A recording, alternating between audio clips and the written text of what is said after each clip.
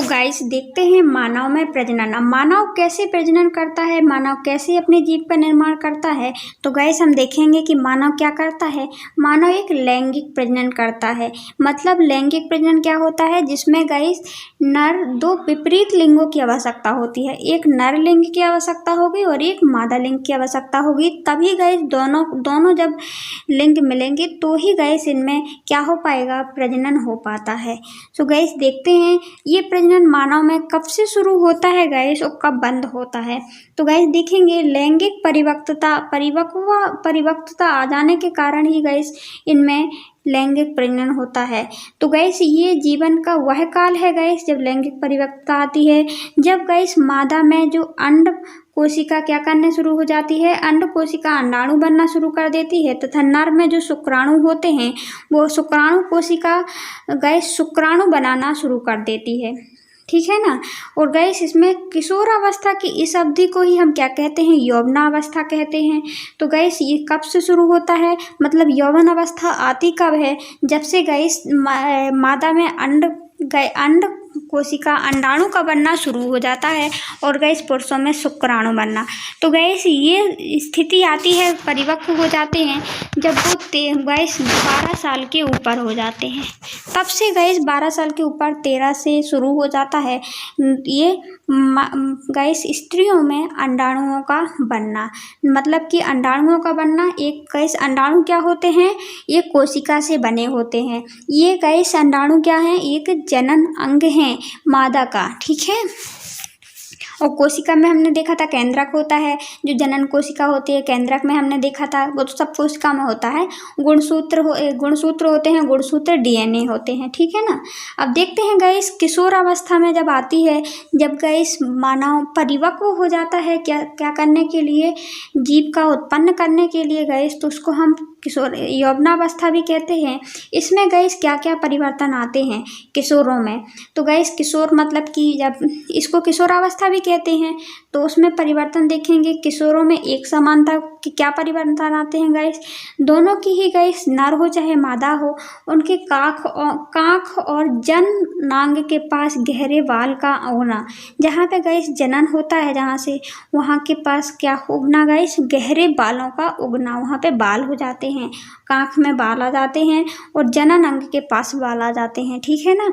इसके बाद आप देखेंगे गाइस त्वचा का तेलीय होना तथा वहाँ से निकलना। तो गाइस यहाँ से हम देखते हैं त्वचा कैसी हो जाती है, तेलीय प्रकार की हो जाती है उस टाइम। ठीक है ना। लड़के में क्या डिफरेंस आता है, अब गाइस अलग अलग देख लेते हैं, कुछ अलग अलग परिवर्तन भी आते हैं। अभी तो हमने दोनों में परिवर्तन आ जाता है, लड़के हो या लड़की, दोनों के कांख के पास क्या आ जाते हैं, बाल आ जाते हैं और उनमें तेलीय उनकी त्वचा हो जाती है। इसके बाद गाइस लड़के बस में अलग से क्या परिवर्तन आते हैं, तो हम देखते हैं उनके चेहरे में दाढ़ी मूंछ का निकलना और आवाज़ का गाइस मोटी हो जाना, फटना। ठीक है ना। ये परिवर्तन हमें लड़के में गाइस जब परिपक्वता आती है, वो जनन के लिए उपयुक्त गाइस तैयार होता है, तो उसमें ये परिवर्तन हमें देखने को मिलते हैं। और लड़कियों में गाइस लड़कियों में क्या परिवर्तन दिखाई देने लगते हैं, जब वो बच्चे को जन्म देने के लायक हो जाती है, तो उसमें गाइस स्तनों का आकार बढ़ जाता है और गाइस उनमें क्या होने लगता है, रजोधर्म होने लगता है। और यही रजोधर्म की प्रक्रिया क्या होती है गाइस, ये अंडाणु बनते हैं हमारी जनन कोशिका में और अंडाणु ही क्या करते हैं, बनना शुरू होते हैं 13 साल की उम्र में। इसी के समय जब अंडाणु गाइस उसको कोई शुक्राणु नहीं मिलता है, तो फिर वो क्या होते हैं, एक निश्चित टाइम पे गाइस अंडाणु बनता है। महीना में गाइस जो दो अंड नलिकाएं होती हैं गाइस, और 2 अंडाशय होते हैं स्त्रियों में, और 2 अंडाशय के उत्पन्न होने से गाइस दोनों एक महीने में कोई ना कोई गाइस अंडाशय से एक अंडाणु निकलता है। और यदि उसको गाइस शुक्राणु मिल जाता है तो निषेचन के द्वारा गाइस भ्रूण स्थापित हो जाता है, गर्भावस्था में चला जाता है और उससे बच्चा पैदा होता है। और यदि गाइस हो सकता है अंडाणु को क्या नहीं मिलता है, शुक्राणु नहीं मिलता है, तो रजोधर्म के द्वारा गाइस ब्लड के प्रवाह से ये अंडाणु बाहर निकल जाता है। तो इसीलिए रजोधर्म होता है। अब देखिए है जिसके द्वारा सभी सजीव अपने जैसे नए जीवों को उत्पन्न करते हैं। तो गाइस इसमें क्या लिखा है, सभी सजीव जितने भी गाइस सजीव हैं वो सभी क्या करते हैं, अपनी ही हूबहू आकृति का एक नया जीव उत्पन्न करते हैं। उसी को हम जीव जनन कहते हैं, रिप्रोड्यूशन कहते हैं। और यही कारण है गाइस कि हमें बहुत सारे जीव हम देखते हैं निश्चित टाइम के बाद सभी सजीवों की क्या हो जाती है, मृत्यु हो जाती है। इसके बाद भी गाइस उनकी प्रजाति खत्म नहीं होती है।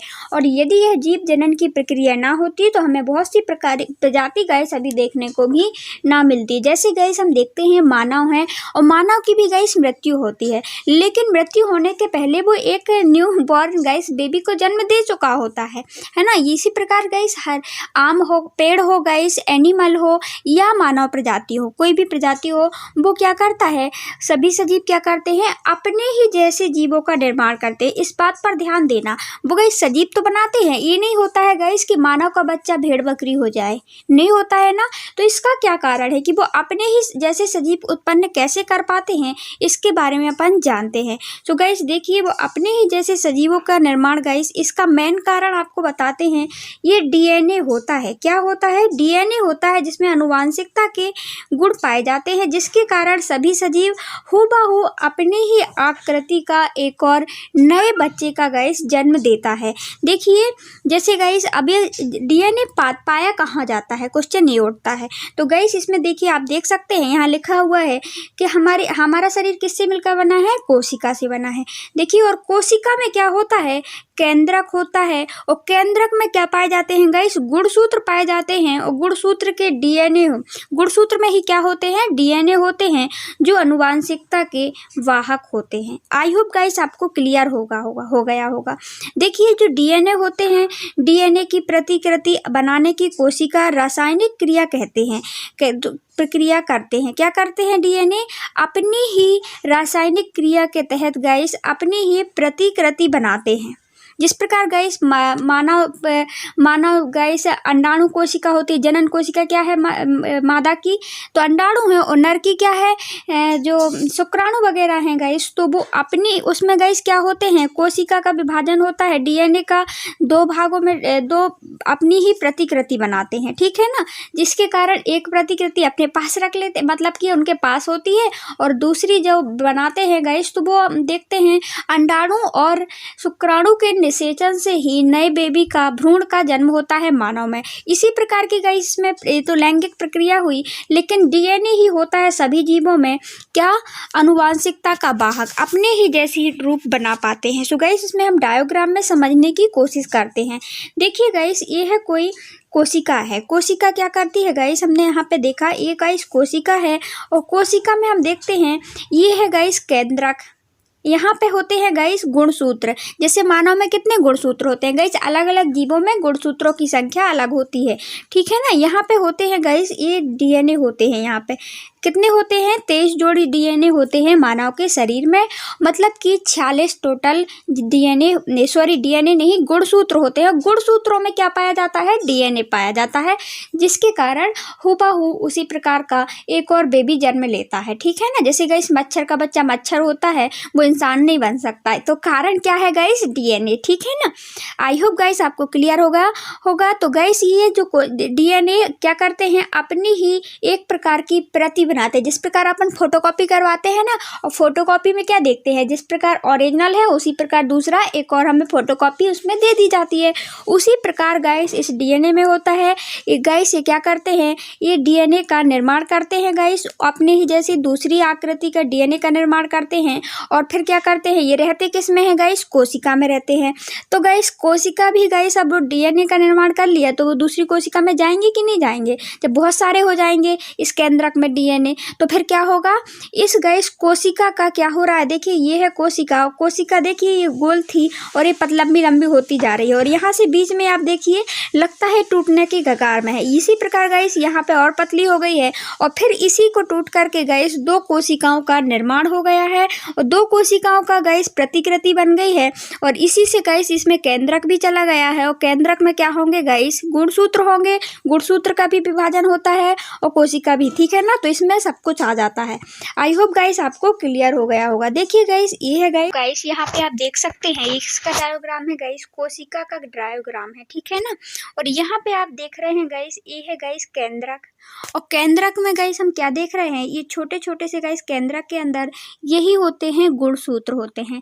और गाइस इन्हीं गुणसूत्रों में क्या होता है, गुणसूत्रों में डीएनए होते हैं और डीएनए ही क्या होते हैं, एक समान संरचना बनाते हैं। जिस प्रकार की यदि मानव प्रजाति की डीएनए है गाइस तो मानव प्रजाति ही बनाएगा, ठीक है ना। तो गाइस आगे सबसे पहले क्या होता है, इसमें डीएनए जो गुणसूत्र होते हैं गाइस उसका विभाजन होगा, आप ये देखेंगे। और इसके बाद गाइस कोशिका का विभाजन होगा जिससे कि वो जो एक्स्ट्रा बने हुए जो गुणसूत्र हैं गाइस वो दूसरी कोशिका में चले जाएंगे। देखिए आप यहाँ पे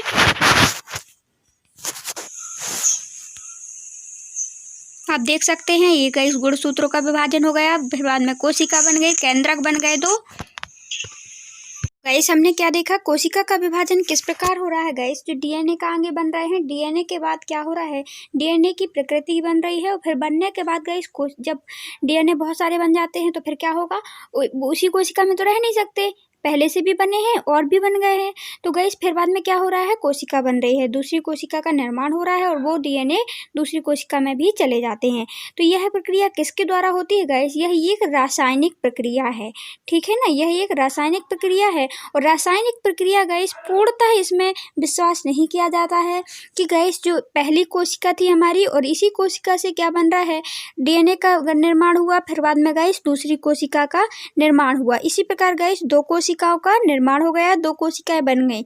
लेकिन हो सकता है गाइस इनमें रासायनिक प्रक्रिया होती है और इसी के तहत हम देखते हैं जो डीएनए गाइस एक कोशिका, इस वाली कोशिका के गाइस, इस वाली कोशिका के और इस वाली कोशिका के थोड़ी बहुत इसमें डिफरेंसेस पाए जाते हैं और यही कारण है गाइस जो डिफरेंसेस पाए जाते हैं।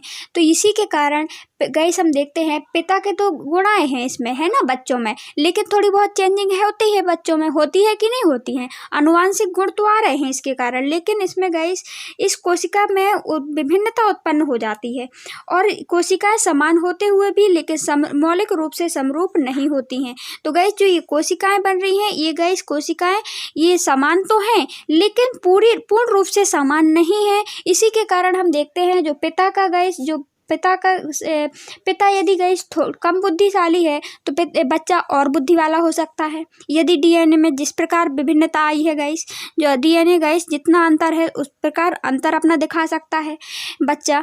और गाइस यदि हम देखते हैं जो पहले जैसे पहले क्या नहीं हो रहा था, ताप नहीं हो रहा था, ज़्यादा गर्मी नहीं पड़ती थी, ज़्यादा ठंडी नहीं पड़ती थी, मौसम चेंज नहीं था, तो और अब का मौसम चेंज है। तो गाइस देखते हैं यदि बच्चों में ये विभिन्नता ना आती, जैसे पिता के समान रहे आते वो बच्चे गाइस, यदि बच्चे क्या रहते, पिता के समान रहते, उनमें विभिन्नता ना आती, वो गाइस समान जिस प्रकार पिता का डीएनए था उसी प्रकार बच्चे का भी रहता, तो गाइस ये बच्चे भी क्या होते, इनके अंदर भी क्या ताप को सहने की क्षमता ना होती, गर्मी को सहने की क्षमता ना होती और ये अभी तक समाप्त हो जाते। क्यों हो जाते, क्योंकि इनमें डिफरेंसेस नहीं आते, इनके गाइस इनको सहन करने की क्षमता नहीं आती, डीएनए एक से होते तो, है ना। तो ये गाइस विभिन्नता होना बहुत ही जरूरी भी होती है, इसका हम बताने का मतलब यही है। तो गाइस थोड़ी बहुत चेंजेस पाए जाते हैं, जैसे तो हमने क्या देखा यहाँ पे गाइस, इसमें हमने देखा कि इसमें मानव कोशिका है तो मानव जो डीएनए है गाइस, मानव गुणसूत्र है, मानव कोशिका है, तो उसके बच्चे मानव तो होते हैं लेकिन हूबहू नहीं होते हैं, थोड़ी बहुत चेंजेस पाए जाते हैं, ठीक है। अब गाइस आगे देखते हैं विभिन्नता का क्या महत्व है। तो वही हमने बताया कि विभिन्नता से ही लंबे समय तक प्रजाति की उत्तरजीविता बनाए रखने के लिए गाइस उपयोगी होती है। विभिन्नता यदि इनमें ना आती गाइस, बिल्कुल भी विभिन्नता ना आती, सेम डीएनए बनते, सेम कोशिका का निर्माण होता और गाइस तो सेम बच्चा भी होता, और सेम बच्चा होता तो गाइस पहले, लेकिन सेम गाइस अपना देखते हैं जो पर्यावरण है वो तो सेम नहीं है, पहले ज़्यादा ठंडी नहीं होती थी लेकिन अब कभी कभी ज़्यादा पड़ जाती है, तो हमें सहन करने की क्षमता भी तो होनी चाहिए। तो ये विभिन्नता होना, तो इससे क्या होता है, प्रजाति गाइस खत्म हो जाती, लंबे समय तक प्रजाति ना रह पाती। इसकी गाइस जो लंबे समय से एक प्रजाति चलती आ रही है तो उसकी उत्तरजीविता के लिए गाइस ये इस प्रकार की विभिन्नता होना बहुत बहुत ही जरूरी है और जैव विकास में गाइस उपयोगी है। इसी प्रकार गाइस जीवन का विकास होता है, वरना अभी तक बहुत सारी प्रजाति गाइस खत्म हो चुकी होती हैं गाइस, जिनमें सहन शक्ति नहीं होती है, तो हम देखते हैं उनकी मृत्यु हो जाती है। रोगों से लड़ने की गाइस हम देखते हैं पिता में कम क्षमता होती है, लेकिन हम देखते हैं तो पिता में कम क्षमता है, लेकिन अभी बच्चों में ज़्यादा है। क्यों है गाइस? तो गाइस ये विभिन्नता है। क्यों? डीएनए की विभिन्नता है। यदि ये विभिन्नता ना होती तो पहले गाइस रोग नहीं होते थे और पिता में क्षमता नहीं थी सहने की, लेकिन अब तो रोग हो रहे हैं ना ज़्यादा, और रोग हो रहे हैं तो उनको रोगों से लड़ने के लिए रोग प्रतिरोधक क्षमता का होना भी तो जरूरी है कि नहीं है? तो गाइस ये विभिन्नता का ही परिणाम है। सो गाइस अब अभी हमने देखा जीव जनन गाइस कोशिका केंद्रक समान प्रजाति के कैसे बना पाते हैं और थोड़ी बहुत विभिन्नता होती है तो होना जरूरी है, हमने ये भी देखा।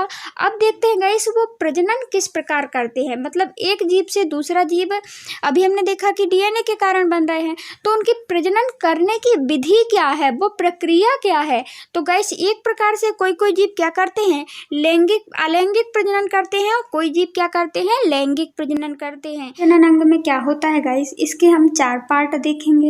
एक देखेंगे गाइस वृषण कोश होता है, एक शुक्रवाहिनियां होती हैं गाइस, उसमें मूत्र मार्ग होता है और कुछ संबंधित ग्रंथियां होती हैं जो कि जनन अंग से संबंधित ग्रंथियों के बारे में एक से गाइस इन सब के बारे में डिटेल से चर्चा करते हैं। तो वृषण कहाँ होता है, इसको हम डायग्राम में समझने की कोशिश करते हैं। देखिए गाइस यहाँ पे होता है क्या, वृषण होता है, ये शरीर के गाइस बाहर साइड निकला होता है। क्यों निकला रहता है गाइस, यहाँ पे वृषण कोश है, क्योंकि वृषण बनने के लिए गाइस इसके लिए कम तापमान की आवश्यकता होती है। अधिक तापमान में गाइस वृषण नहीं बन सकते हैं, इसीलिए हमारी बॉडी का तापमान यदि आपको पता होगा कि 37 डिग्री है, लेकिन इतना सारा तापमान सहन नहीं कर पाता है शुक्राणु बनने के लिए गाइस, जरूरी नहीं है, उसको कम तापमान की ज़रूरत पड़ती है, इसीलिए यह बाहर निकला हुआ भाग है, इससे शुक्राणु बन सकें। तो गाइस यहाँ पे कुछ हार्मोन्स भी निकलते हैं जिसको टेस्टोस्टेरोन हार्मोन्स कहते हैं, जो कि गाइस इसका शुक्राणुओं को नियंत्रण करते हैं। इसके बाद ही गाइस आप देखेंगे यहाँ पे एक नली जा रही है, ये आपको नली दिखाई दे रही है, नहीं दे रही है, इसको ही हम कहते हैं शुक्रवाहिनी। क्या कहते हैं, शुक्रवाहिनी। देखिए यहाँ पे शुक्राणु बन रहे हैं, ठीक है ना, वृषण कोश में। कहाँ पे, वृषण कोश में क्या बन रहे हैं, शुक्राणु बन रहे हैं। अब शुक्राणु जब यहाँ पे बन रहे हैं गाइस, तो इनको ले जाने का काम भी तो कोई करेगा, तो इनको ले जाने का काम कौन करता है, शुक्रवाहिनी नलिकाएं। देखिए ये नलिकाएं बनी हुई हैं, यहाँ से गाइस शुक्रवाहिनी नलिका जा रही है और ये जा कर के गाइस ये जा रही है यहाँ पे, ये शुक्रवाहिनी नलिका के द्वारा गाइस ये कहाँ पे चला जाता है, ये शुक्राशय। यहाँ पे कुछ ग्रंथियाँ हैं, इस ग्रंथियों में गाइस क्या निकलता है, जैसे प्रोटेस्ट ग्रंथि है, यहाँ पे गाइस प्रोटेस्ट ग्रंथि दिख रही है, शुक्राशय ग्रंथि दिख रही है, जिसमें क्या निकालते हैं ये लोग गाइस, स्त्राव निकालते हैं, कुछ रस निकालते हैं, जिसके द्वारा गाइस ये कहाँ पे रस भेज देते हैं, इसी शुक्रवाहिनी नली पे, जहाँ से शुक्राशय गाइस शुक्राणु जा रहे थे, तो वहीं पे क्या कर रहे हैं ये लोग, नली के माध्यम से ये स्त्राव निकालते हैं, जो कि जिससे इसमें गाइस स्थानांतरण हो सके, शुक्राणु आगे भी जा सकें और इसका पोषण भी हो सके। इसी के द्वारा गाइस इन ग्रंथियों के माध्यम से बहुत सारे क्या निकाला गया, स्त्राव निकाला गया। और सिसिन के माध्यम से देखिए इसको क्या कहते हैं, जो ये मार्ग दिखाई दे रहा है आपको रेड कलर का, इसको हम कहते हैं सिसिन। क्या कहते हैं, सिसिन। और सिसिन के माध्यम से यहाँ पे गाइस मूत्र मार्ग है, जिसके माध्यम से क्या शुक्राणु गाइस बाहर निकाल दिया जाता है, योनि में छोड़ दिया जाता है, महिलाओं की योनि में छोड़ दिया जाता है, जिससे कि वो अंडाणु से मिलता है और वहाँ पे भ्रूण का निर्माण होता है।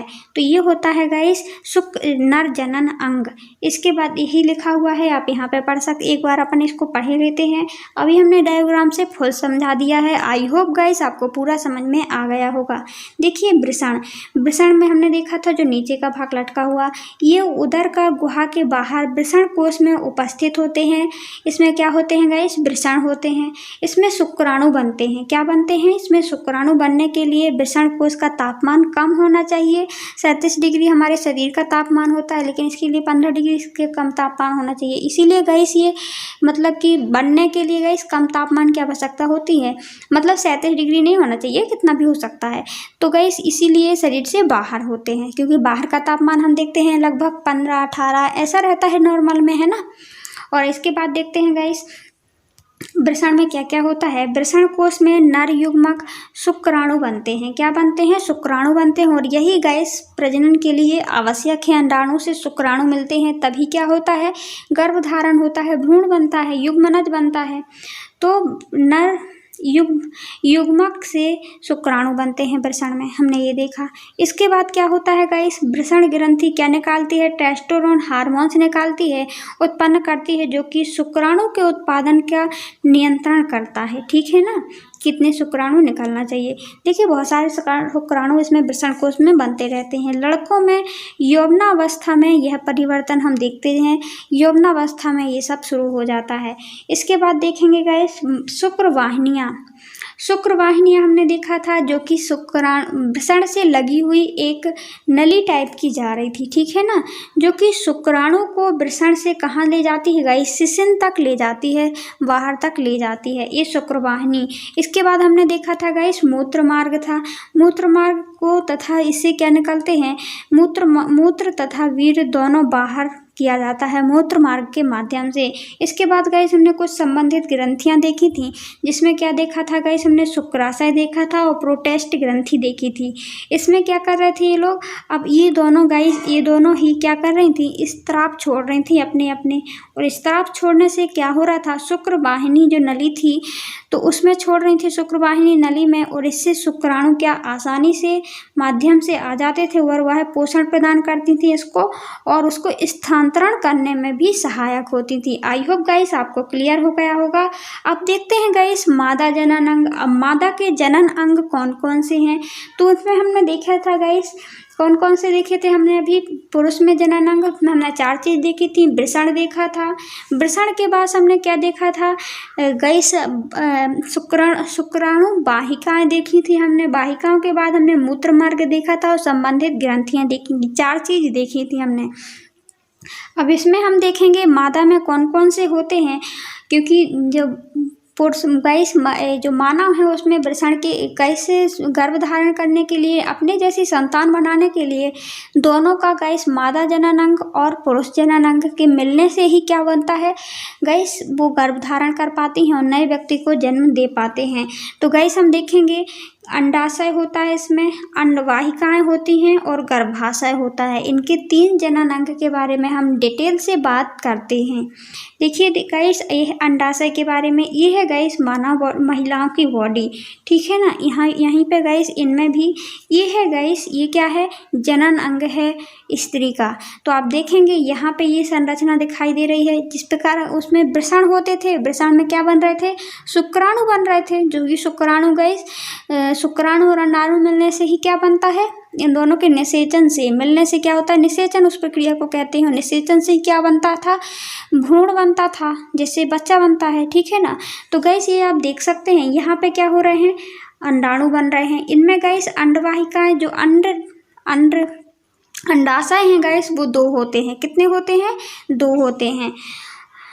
उसमें भी गाइस वृषण कोश होते थे 2। ठीक है ना, इसके बाद आप देखते हैं इससे लगा हुआ क्या है गाइस, उसमें शुक्रवाहिनियाँ लगी थी, लेकिन इसमें गाइस अंडवाहिकाएं लगी हुई हैं। आप ये देख सकते हैं, यहाँ से अंडाणु निकलता है और यहाँ से अंडाणु निकल करके यहाँ आता है।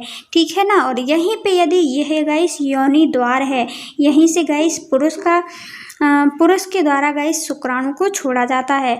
तो गाइस यहाँ से कोई शुक्राणु यदि आता है तो वो कहाँ जाता है, ऊपर जाता है। ऊपर जाके गाइस यहाँ पे अंडाणु से मिलता है, अंडाणु से मिलता है। अंडाणु से मिल करके गाइस वो पुनः आकर के यहाँ पे गर्भाशय है। ये बीच वाला जो आपको दिखाई दे रहा है, ये गाइस गर्भाशय की संरचना है।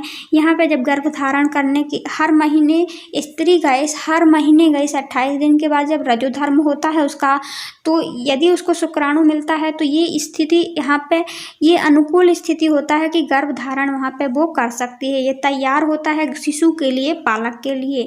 तो आई होप गाइस आपको क्लियर हो गया होगा। इसके बाद आपको ये दिखाई दे रहा है, इसको गाइस योनि कहते हैं। क्या कहते हैं इसको, योनि कहते हैं, जहाँ से शुक्राणु आता है। इसको अब गाइस हम अच्छे से आपको क्लियर करते हैं किस प्रकार अंडाणु शुक्राणु मिलते हैं। सो गाइस इसमें देख सकते हैं ये योनि है गाइस। योनि में क्या हो रहा है, देखिए ये आ रहा है शुक्राणु, क्या आ रहा है, पुरुष का शुक्राणु आ रहा है, ये अंडाशय है, यहाँ से निकलेगा गाइस अंडाणु, अंडाणु निकल के यहाँ आएगा और यहाँ से क्या शुक्राणु जाता है और क्या होगा, यहाँ पे निषेचन होगा। समझ में आ गया होगा। और इसके पार्ट भी हमने देख लिए स्त्रियों में जनन अंग के। अब इसको एक बार पढ़े लेते हैं। देखिए, मादा युग्मक जो अंड कोशिकाओं का निर्माण कहाँ पे होता है, अंडाशय में होता है। ये शुक्राणु और अंडाणु किसके बने होते हैं, कोशिकाओं के बने हैं। इसके हम पहले ही क्लियर कर चुके हैं। ये जनन कोशिकाएं होती हैं जिसमें क्या होता है, कोशिका होती है, कोशिका में केंद्रक होता है और केंद्रक में गुणसूत्र होते हैं जिसमें डीएनए होते हैं, जो कि गाइस यदि मानव का बच्चा है तो अपने पिता के गाइस गुण और आकार का एक दूसरा गाइस दूसरी कोशिका का निर्माण कर देती है और उसके माध्यम से शिशु भी उसी प्रकार गाइस होता है जिस प्रकार उसके माता पिता होते हैं। कुछ डिफरेंस गुण पाए जाते हैं क्योंकि इसके कोशिका के विभाजन, जब एक कोशिका से दूसरी कोशिका बनी थी गाइस तो उसमें विभाजन हुआ था और विभाजन के तहत ये कोशिकाएं बनी थी अलग अलग, तो इसी के कारण उनमें भी थोड़ी बहुत डिफरेंस होता है, बल्कि पूरा नहीं होता है। नर का बच्चा गाइस, मानव का बच्चा मानव ही बनता है, ये डीएनए के कारण। तो गाइस हमने जनन कोशिकाएं देख ली और इसमें हमने देखा किस प्रकार गाइस अंडाशय में अंडाणु निकल रहा था और अंडाणु के निकलने से क्या वहाँ पे शुक्राणु गया और मिला और गर्भाशय में आया और वहाँ पे गाइस गर्भ धारण कर लेती है कोई भी महिला। इसके बाद देखते हैं यौवनावस्था में कुछ अंड परिपक्व होने लगते हैं। क्या होते हैं गाइस, हम देखते हैं मानव में गाइस जो अंडाशय था उससे बहुत सारे अंडाणु निकलते हैं, लेकिन गाइस यौवनावस्था में ये क्या होने लगते हैं, परिपक्व हो जाते हैं। वो गर्भ धारण करने की गाइस उसमें क्षमता हो जाती है उन अंडाणुओं को। गाइस आगे देखते हैं, दो अंडाशय में से हर महीने में किसी न किसी अंडाशय से एक अंड क्या परिपक्व निकाला जाता है, जो कि परिपक्व हो और उससे क्या वो गर्भ धारण गाइस हो सके। ठीक है ना। तो दो अंडाशय देखे थे हमने, है ना, दो अंड नलिकाएं देखी थी हमने।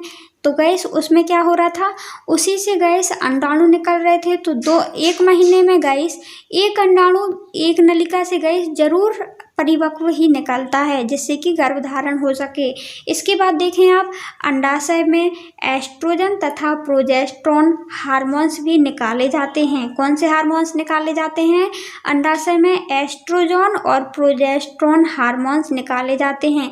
जबकि पुरुष के हमने शुक्रवाहिनियों के पास गैस हमने कौन सा हार्मोन्स, वृषण में कौन सा हार्मोन्स निकलता है, टेस्टोस्टेरोन हार्मोन्स निकल रहा था, लेकिन महिलाओं में एस्ट्रोन्स और प्रोजेस्टेरोन हार्मोन्स निकलते हैं। इसके बाद हमने देखा था अंडवाहिकाएं। अंडवाहिकाएं क्या होती हैं, जो अंडाणु को गैस अंडाशय से बाहर लेकर के आती हैं। जैसे गैस शुक्रवाहिकाएं क्या होती हैं, जो कि पुरुषों में वृषण से शुक्राणु को गैस शिश्न तक पहुंचाती हैं, तो वो शुक्रवाहिकाएं थी। इसी प्रकार अंडाणु को जो पहुंचाने वाली नलिकाएं होती हैं उसको हम अंडवाहिकाएं कहते हैं।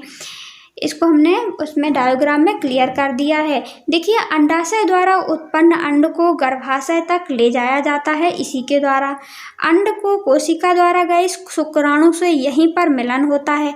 कोशिका का गैस जो अंडाणु कोशिका, देखिए अंडाणु ये था, ये है गैस नलिकाएं। कौन सी नलिकाएं हैं, ये नलिकाएं हैं और यहीं पे गैस एक शुक्राणु जाता है, यहीं इन अंड नलिकाओं में गैस शुक्राणु जाता है और वो मिलता है। तो हमने क्या देखा, अंड नलिकाओं में ही शुक्राणु मिलता है। किससे, अंडाशय से, अंडाणु से मिलता है। तो अंडाशय में एस्ट्रोजन प्रोजेस्टेरोन हार्मोन्स भी निकलते हैं। इसके बाद हमने देखा गैस गर्भाशय होता है। गर्भाशय में हमने देखा था यह कैसी रचना होती है, थैलीनुमा संरचना होती है, जहाँ पर शिशु को विकास होता है। यहीं पे गैस शिशु का विकास होता है, एक गर्भाशय होता है जिससे कि शिशु का वहाँ पे विकास हो सके।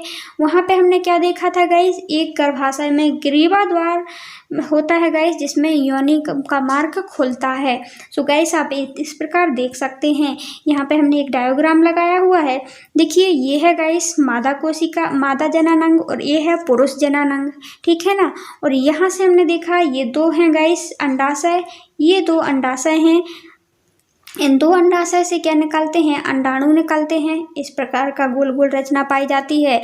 इसके बाद यहाँ पे वृषण से क्या निकलते हैं गाइस, वृषण से ही शुक्राणु निकलते हैं। शुक्राणु की संरचना किस प्रकार होती है, इस प्रकार होती है, आप यहाँ पे देख सकते हैं।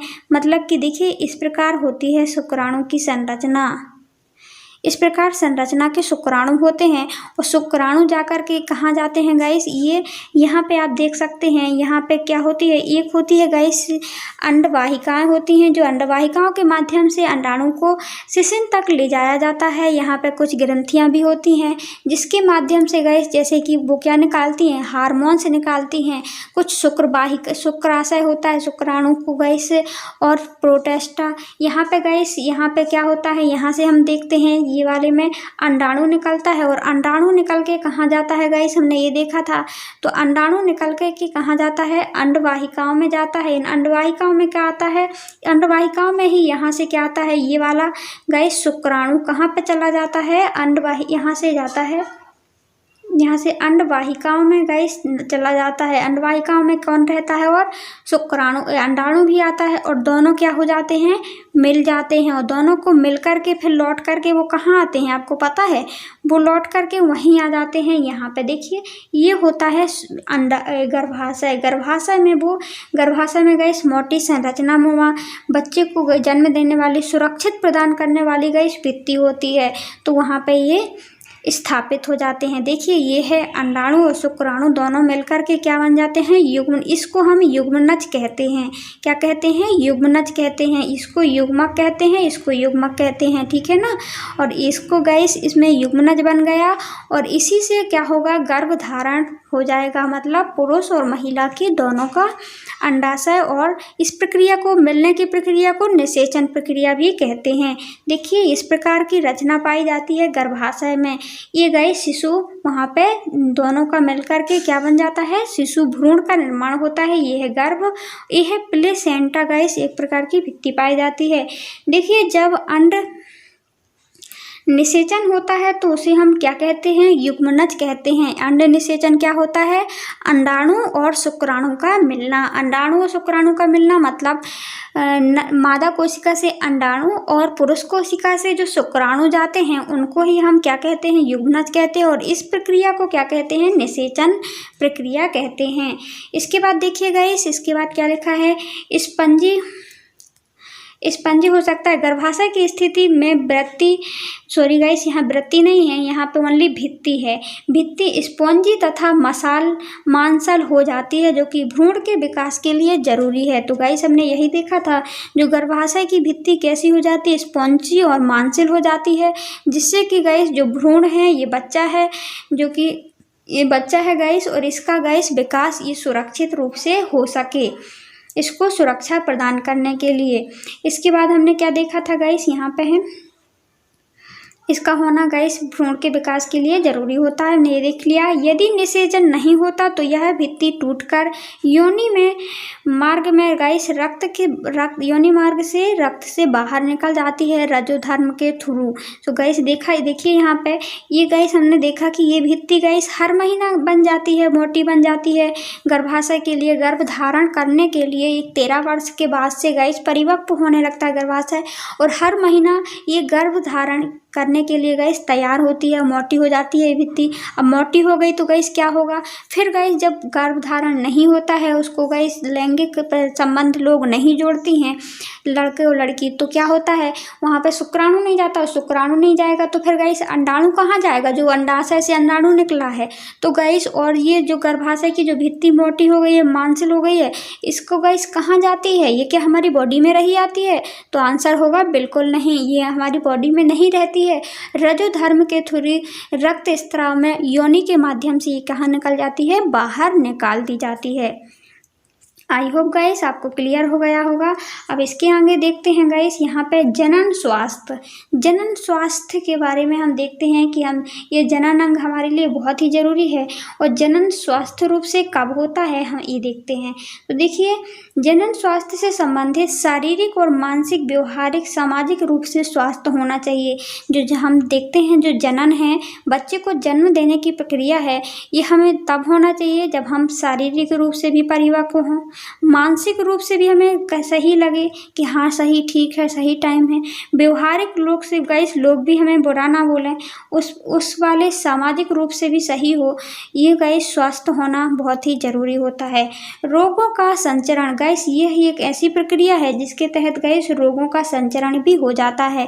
अब रोगों का संचरण कैसे होता है गाइस, दिखते हैं जो बैक्टीरिया वायरस होते हैं, जब कोरोना वायरस का टाइम चल रहा है जहां हाथ मिलाना मुश्किल है ना, तो उसमें गाइस एक दूसरे को रोग चले जाते हैं। जब शुक्राणु और अंडाणु गाइस एक दूसरे में जाते हैं, महिलाओं के गाइस शुक्राणु जब भेजा जाता है तो उसमें गाइस रोग, बहुत सारे रोग भी होते हैं बहुत लोगों को, तो उसमें रोग भी चले जाते हैं।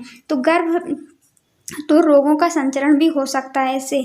अब देखिए गर्भरोधन, गर्भधारण को रोकने, गर्भरोधन मतलब होता है गर्भरोधन, गर्भ को रोकने की प्रक्रिया कि गाइस हम किस प्रकार हम चाहते हैं कि हमें अभी प्रेग्नेंट या गाइस बच्चे को जन्म नहीं देना है तो हम किस प्रकार रोक सकते हैं।